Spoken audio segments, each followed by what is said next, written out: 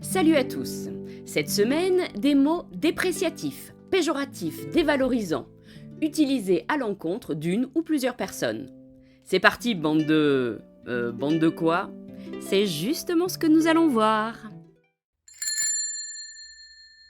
À l'origine, ce mot désigne quelqu'un de malchanceux, né sous une mauvaise étoile. Le mot a fini par désigner un personnage déplaisant, grossier.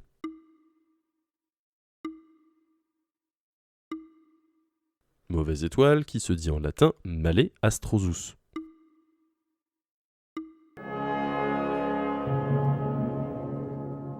Male astrosus en latin, male astrucus en bas latin, malastru, puis malostru en vieux français, malotru en français. Un mal élevé, mal poli, grossier. Le vieil occitan avait l'équivalent malastruc, mais aussi son opposé, benastruc, né sous une bonne étoile.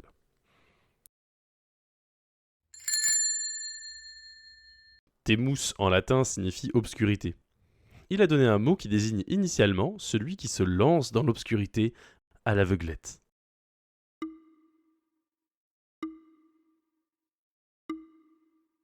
Donc, en s'en remettant au hasard, ce qui peut être considéré comme une trop grande prise de risque.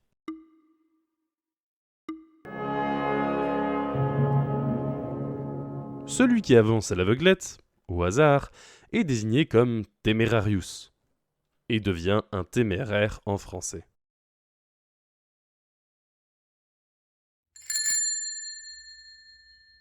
Quelqu'un qui a la passion compulsive du grand, d'après le grec.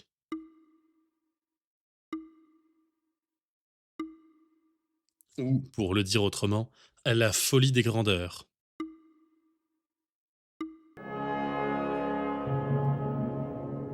Mégalomane. De mégas, grand, et mania, manie, folie, compulsion.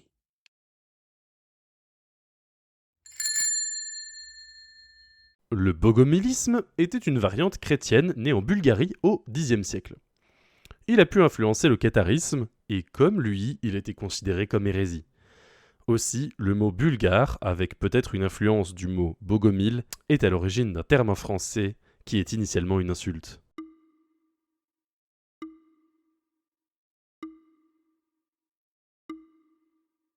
Avec le temps, c'est devenu une insulte mineure, presque affectueuse.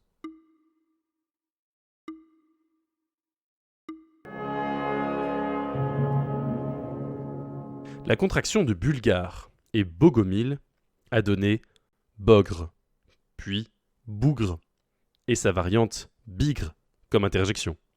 Les expressions un bon bougre ou ce n'est pas un mauvais bougre désignent quelqu'un qui, malgré son caractère un peu rustre, a un bon fond.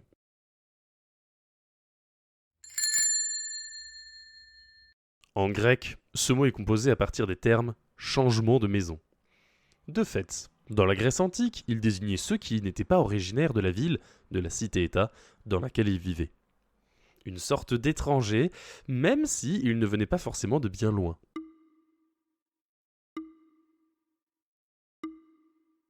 Changement de maison se dit en grec méta oikos.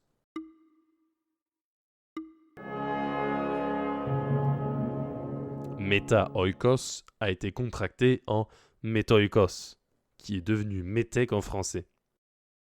Dans la Grèce antique, ce terme désigne les étrangers qui résident dans la cité-État. C'est une appellation statutaire, pas vraiment péjorative. Par contre, en France, entre 1900 et 1944, certains donnent au mot un caractère injurieux, en désignant ainsi ceux qui ont l'apparence d'étrangers et qui seraient des mauvais Français.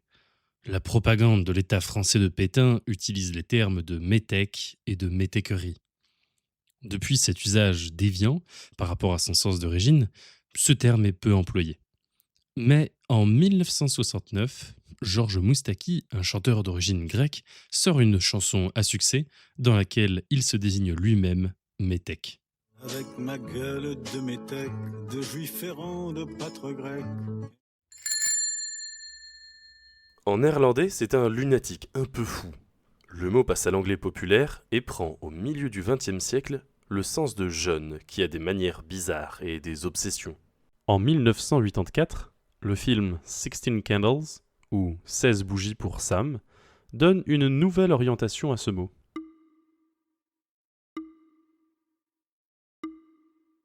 Dans ce film, l'adolescent qualifié par ce mot est obsédé par les nouvelles technologies.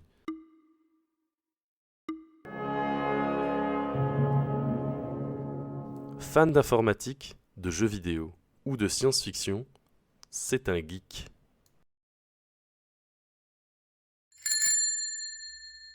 Ce mot se compose d'un préfixe privatif suivi du mot latin pour béquille. Il désigne celui qui n'a pas de béquille, d'appui, donc qui est faible. Avec le temps, ce faible est devenu un faible d'esprit.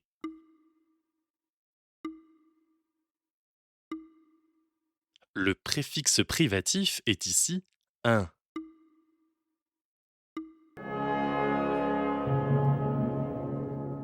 Un béquille? Presque. Imbécile. Déjà, imbecilus en latin. Ce mot vient de kraipale, soit l'ivresse en grec. Pourtant, ce mot qui qualifie une personne ne désigne plus un ivrogne. Mais l'ivresse et ses excès ne poussent-elles pas quelqu'un à une déchéance morale, à se conduire de façon mauvaise, malhonnête?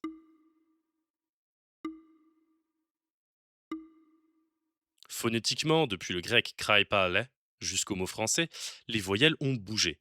Mais les consonnes presque pas.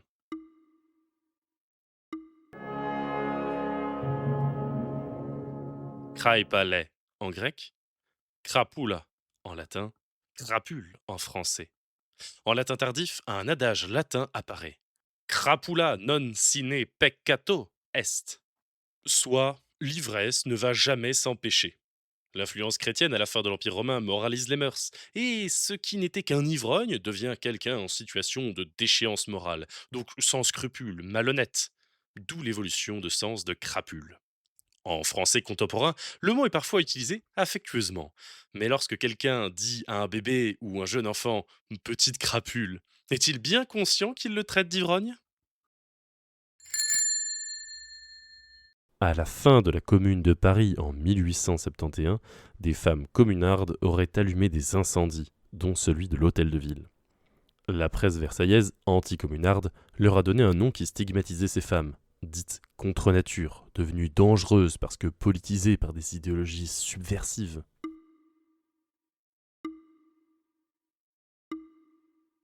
Ce nom vient du carburant qu'elles auraient utilisé pour allumer ces incendies.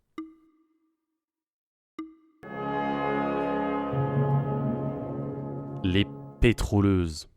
Par extension, dans le siècle qui a suivi, on a donné ce nom à la fois à des femmes désaxées ou délinquantes, à des aventurières et aussi à des militantes impliquées dans des mouvements progressistes.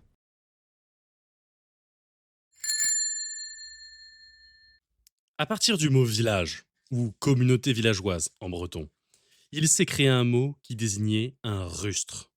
Ce mot breton a été repris en français, dans un terme familier péjoratif.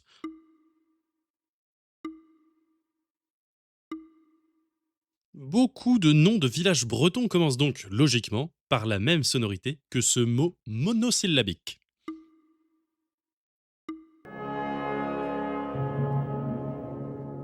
Le plouc, du breton ploum, qui désigne un rural un peu rustre. Lui-même du celte plo ou plou, la cellule tribale, puis la communauté villageoise. Pourquoi en français a-t-on ajouté ce C à la fin de plouc? On ne sait pas. Peut-être est-ce juste pour la sonorité péjorative du mot. Le village en breton se disait plo ou plou.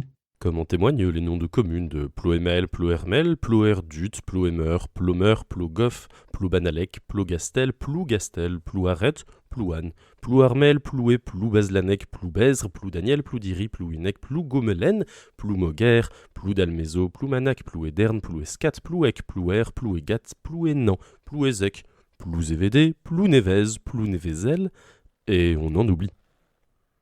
Donc, le mot plouc est tout ce qu'il nous reste dans la langue française comme trace du mot qui désignait les groupes de base vivant dans un village constitué de quelques huttes.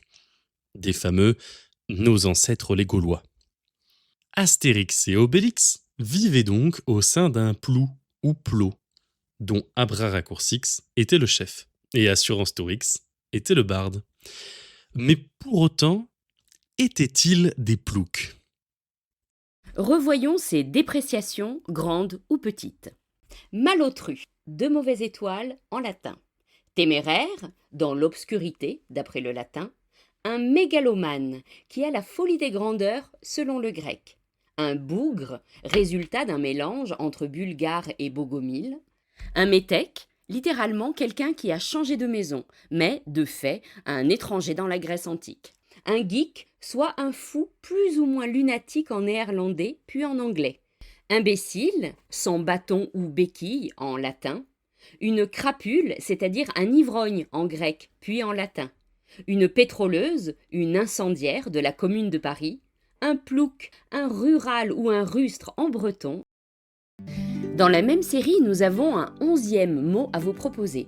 Mais vu qu'il s'agit d'un mot vulgaire et même grossier, nous avons préféré l'exiler hors de cette vidéo dans un supplément à l'épisode 18. Vous êtes prévenus sur la nature de ce mot. Si vous voulez quand même aller le voir, le lien est dans la description ou en cliquant ici. Par ailleurs, il n'y a pas que les mots qui ont une origine, une histoire, il y a aussi les expressions. Nous avons fait des essais pour faire deviner des expressions sur le même modèle que les cabrioles. Mais le système question-indice-réponse fonctionne moins bien. Alors que la connaissance des mots du langage est à peu près partagée par tous, il en va différemment pour les expressions, chaque aire géographique ayant les siennes ou même pour chaque milieu professionnel. Donc, nous avons commencé à vous proposer des origines d'expression, mais pas sous la forme de jeu, juste en causerie. La première est « Là où le bas blesse », que vous pouvez aller voir en cliquant ici. À la semaine prochaine!